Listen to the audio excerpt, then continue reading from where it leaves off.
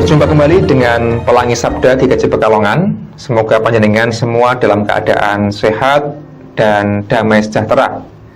Bapak, Ibu, dan Saudara, kita telah sampai di penghujung Pelangi Sabda dalam rubrik 10 Perintah Allah atau Dasar Titah. Dan artinya kita telah sampai di hukum yang ke-10, Keluaran 20 ayat yang ke-17, menyebutnya begini: jangan mengingini rumah sesamamu, jangan mengingini istrinya, atau hambanya laki-laki, atau hambanya perempuan, atau lembunya, atau keledainya, atau apapun yang dipunyai sesamamu.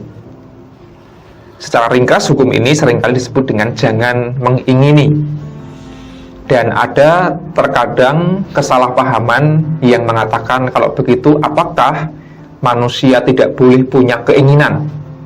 Karena perintahnya itu kan jangan mengingini. Loh, berarti apakah kita tidak boleh punya keinginan apapun? Karena Tuhan Allah melarang kita mengingini. Tentu itu adalah kesalahkaprahan. Manusia bebas dan berhak memiliki keinginan. Apalagi kalau keinginan itu adalah keinginan yang baik dan membuat motivasi hidupnya menjadi semakin baik pula.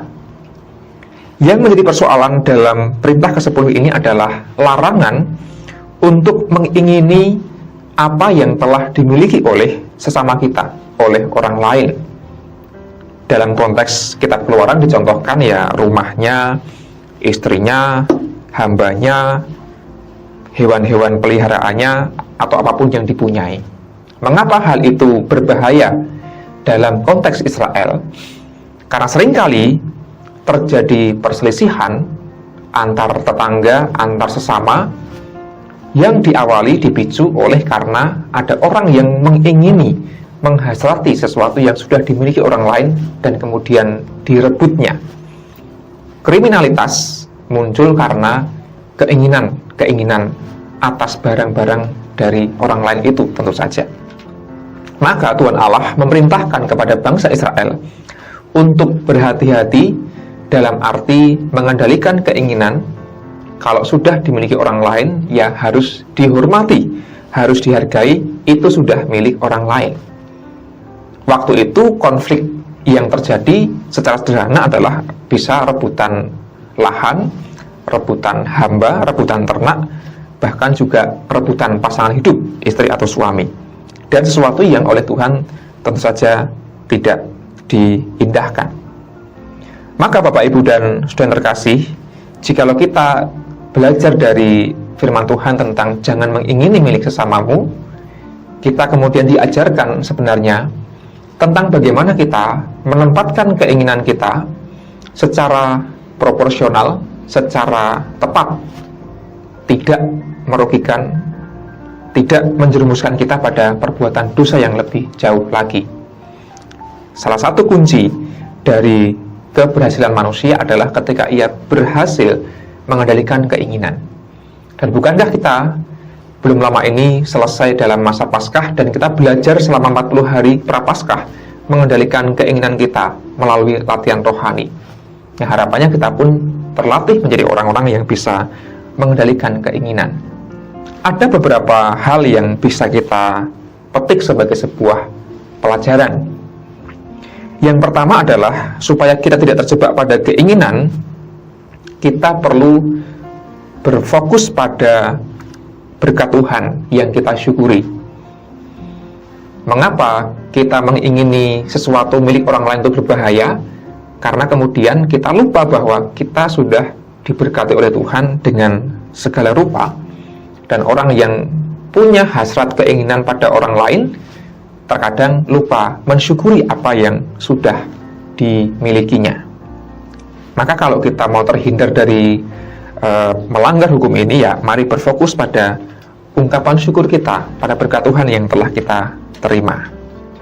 Bisa harta benda, bisa relasi, bisa pengalaman-pengalaman hidup kita. Bukankah itu semua adalah sesuatu yang berharga? Yang kedua, berhati-hatilah pada ilusi kesenangan.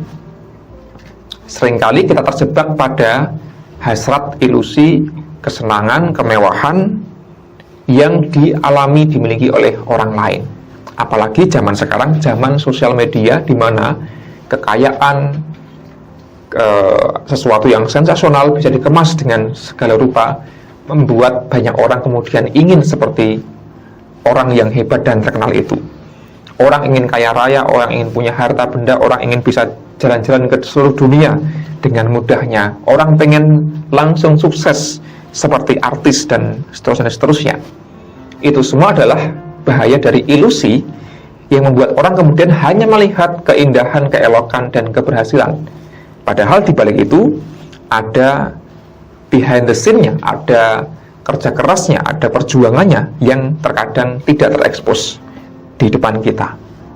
Maka hati-hatilah pada apa yang kita ingini, karena jangan-jangan itu hanya ilusi kebahagiaan semata.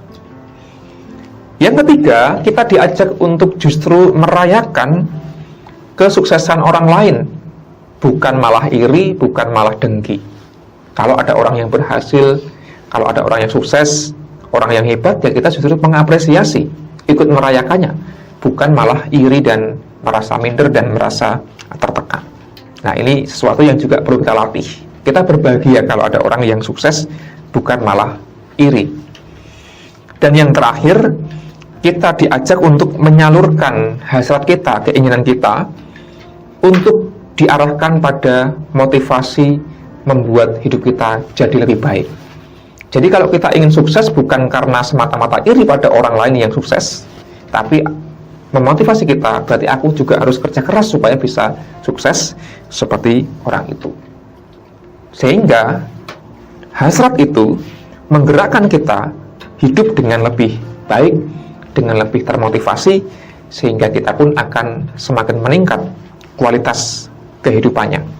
Tujuan kita, impian kita pun akan kita kejar dengan lebih sungguh-sungguh. Alih-alih kita mengingini pencapaian, mengingini barang-barang milik orang lain, mari berfokus pada meningkatkan kualitas hidup kita, agar kita bisa mencapai apa yang kita impikan, tentu dengan cara dan jalan yang tidak melanggar firman Tuhan.